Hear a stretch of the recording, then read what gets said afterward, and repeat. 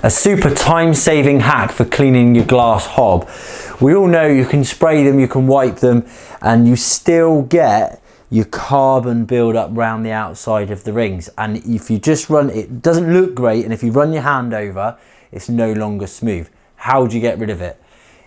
It's simple, quick and easy. Get yourself one of these, which is a glass scraper. Okay, you can normally buy these out of a DIY store for £1, £2 maybe.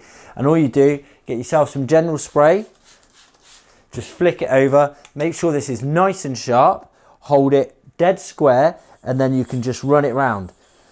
If you listen to that, that's nothing to worry about. That is just the running over those rims.